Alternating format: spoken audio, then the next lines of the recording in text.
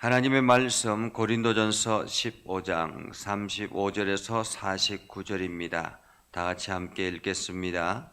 누가 묻기를 죽은 자들이 어떻게 다시 살아나며 어떠한 몸으로 오느냐 하리니, 어리석은 자여, 내가 뿌리는 씨가 죽지 않으면 살아나지 못하겠고, 또 내가 뿌리는 것은 장래의 형체를 뿌리는 것이 아니요 다만 밀이나 다른 것의 알맹이뿐이로되, 하나님이 그 뜻대로 그에게 형체를 주시되 각 종자에게 그 형체를 주시느니라.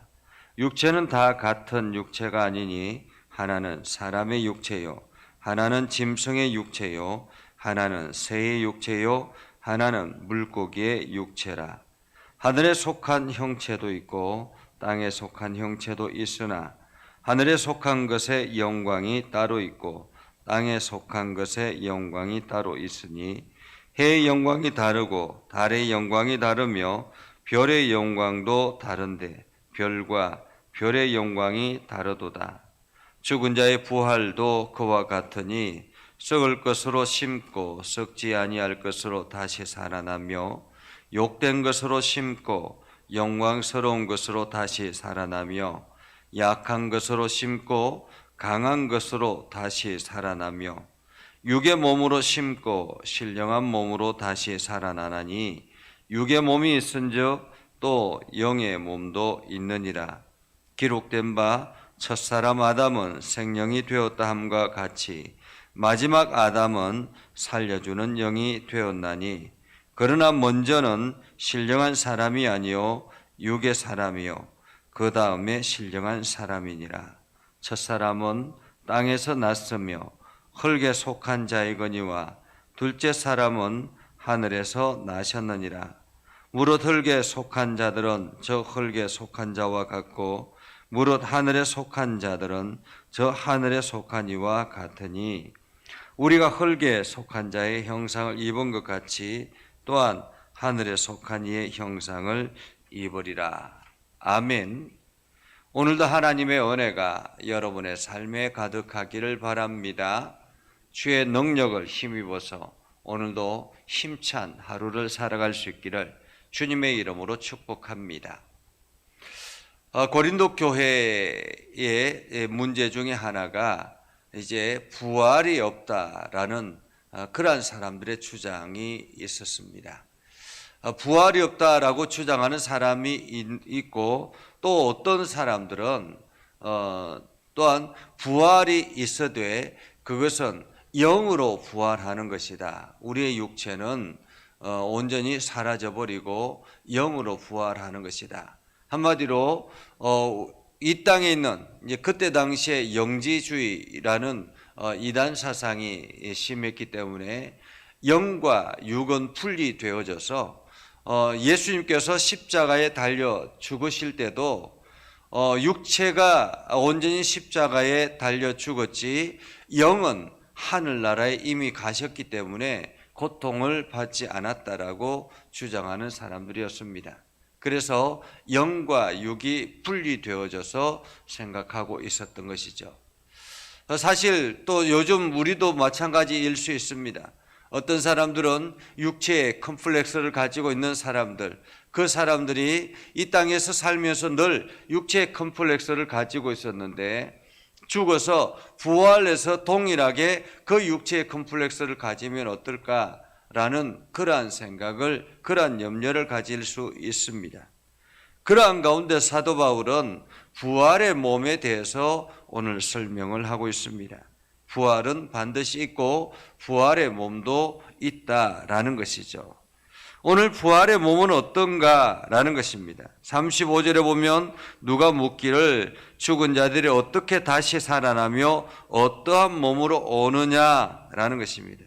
죽은 자가 어떻게 다시 살아날 수 있으며 그 몸은 어떤가라는 것입니다. 이미 늙어버렸고 죽을 때 그 보면 온몸에 상처투성인 그 육체가 어떻게 다시 살아나겠느냐라는 말이죠. 그때 사도 바울이 예를 들은 것이 씨앗의 이야기입니다. 지금 농촌에서는 한창 씨앗을 뿌려서 이제 점점 식물이 자라고 그것이 조금 있으면 열매로 맺혀지게 됩니다.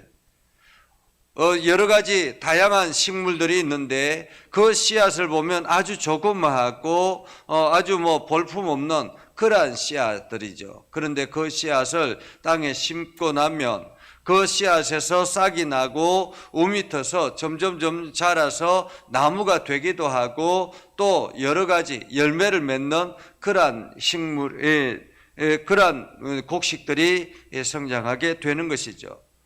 그런 것처럼 오늘 이렇게 이야기합니다. 우리의 육체도 마찬가지라는 것입니다. 내가 뿌리는 씨가 죽지 않으면 살아나지 못하겠고 내가 뿌리는 것에 장래의 형체를 뿌리는 것이요 다만 밀이나 다른 것에 알맹이뿐이로되 형체는 알맹이뿐이로되 하나님이 그 뜻대로 그의 형체를 주시되 각 종자에게 그 형체를 주시느니라 라고 말합니다. 씨앗은 조그만 알맹이뿐인데 그 종자의 형체는 다르다라는 것입니다. 감자가 다르고 우리가 먹는 쌀이 다르고 또한 벼가 다르고 보리가 다르고 고추가 다르고 상추가 다르고 이렇게 각양의 씨들이 다른 형태로 가지더라라는 것입니다.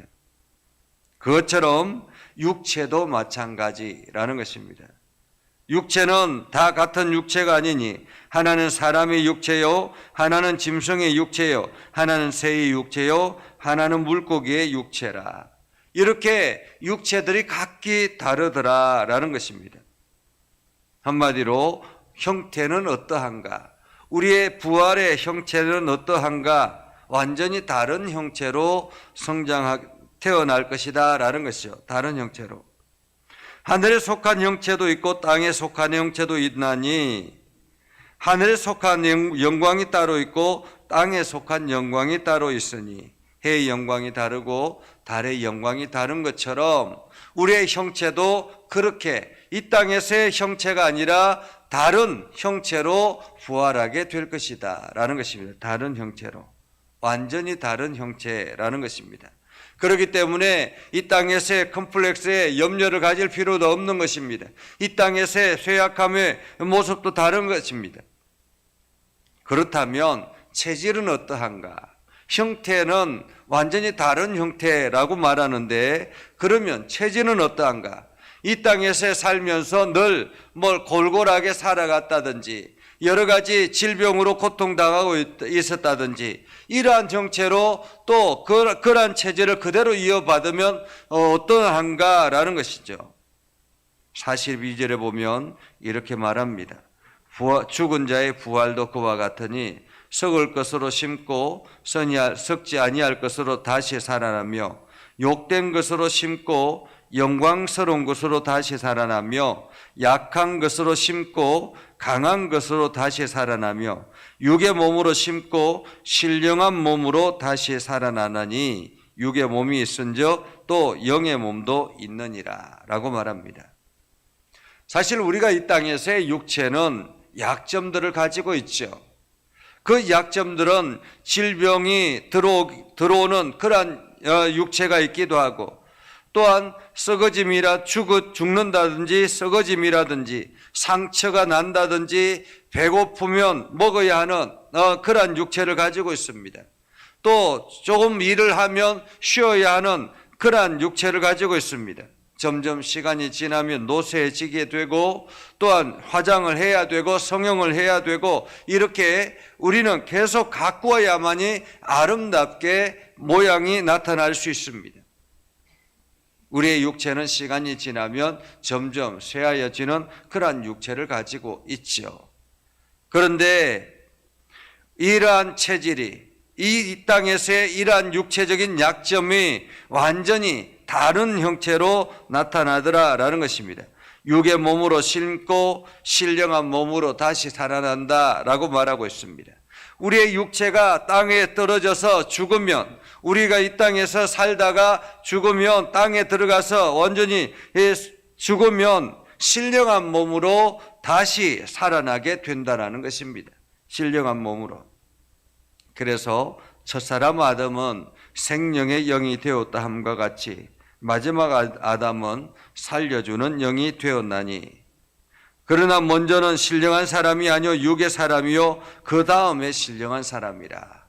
우리의 육의 사람이 먼저 존재하고 그리고 난 다음에 신령한 사람으로 완전히 다른 형태로 우리가 변화되게 될 것이다, 부활하게 될 것이다 라고 말하고 있는 것입니다. 그래서 첫사람은 땅에서 났으나 흙에 속한 자이거니와 둘째 사람은 하늘에서 나셨느니라 라고 말하고 있습니다. 하늘에서 나셨느니라.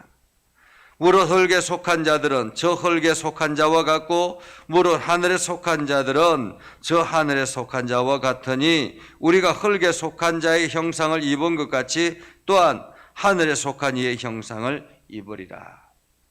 그래서 우리가 흙에 속해 있는 이 육체는 흙에서, 이 땅에서 존재하는 육체라는 것입니다. 그러나 우리가 하늘에 속한 자가 될 때에 하늘에 속한 형체로 다시 변화되게 될 것이다, 부활하게 될 것이다 라는 것입니다.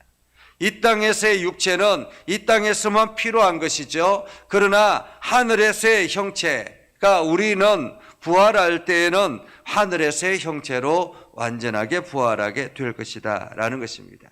그래서 내가 이 땅에서 죽으면 우리는 죽고 나면 화장을 하거나 매장을 하거나 그렇게 하죠. 그래서 이 화장을 하거나 매장을 해서 이 뼈나 이 육체가 다시 이렇게 온전히 일어나게 될 것이다 라고 생각하지만은 이 모습 그대로가 아니라 완전한 모습으로 변화된다라는 것입니다.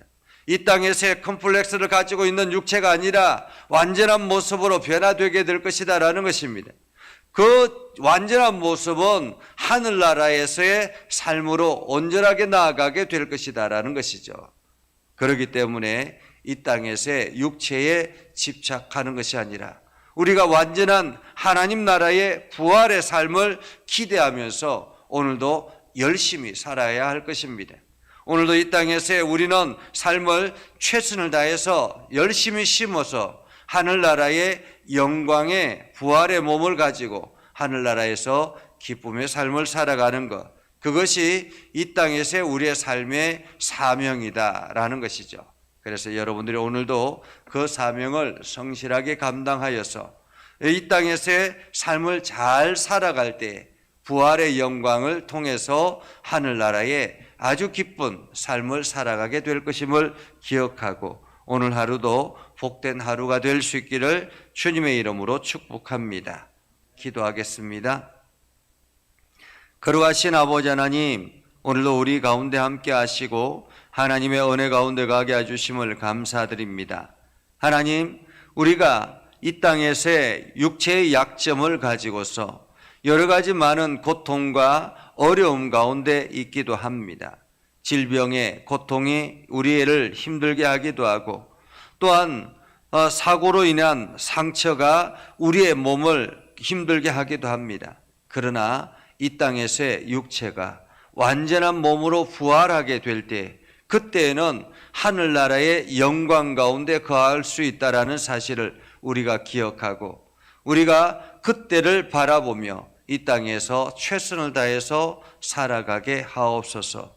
하나님의 선한 뜻을 이루게 하시고 하나님의 영광을 드러내게 하시고 복음에 합당한 열매를 맺게 하셔서 오늘도 이 땅에서 육체를 가지고 있는 우리의 삶이 열심을 다해서 살아가게 하옵소서. 하나님의 기쁨이 되게 하시고 하나님의 영광이 되게 하셔서 우리가 육체의 사명을 능히 잘 감당할 수 있도록 하나님 인도하여 주시옵소서.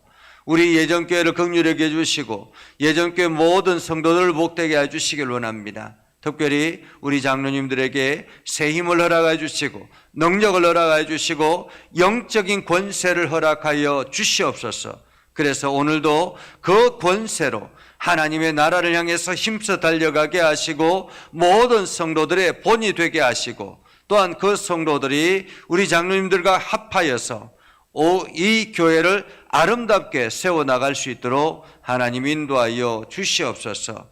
아버지 하나님, 또한 우리 권사님들과 집사님들 모든 삶을 지켜주시고 기도하는데 게으르지 않게 하시고 영적으로 충만해지게 하셔서 하나님의 선한 뜻을 이루게 하시고 주의 나라를 향해서 힘써 달려가게 하옵소서.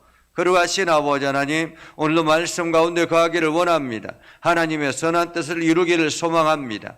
아버지 하나님, 오늘도 우리가 기도할 때마다 그 기도를 들으시고 하나님의 뜻에 합당한 귀한 열매들로 나타나게 하옵소서.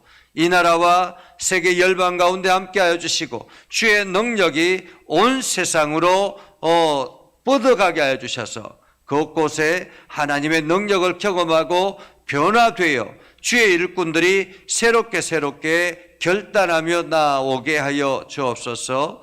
예수님의 이름으로 기도드립니다. 아멘. 이제는 우리 구주 예수 그리스도의 은혜와 하나님 아버지 극진하신 사랑과 성령님의 감화 감동 역사 위로 교통하시며 은혜가 주의 말씀 안에 있는 믿음의 백성들 위해 하는 모든 일들 위해 영원토록 함께 하시기를 간절히 축원하옵나이다. 아멘.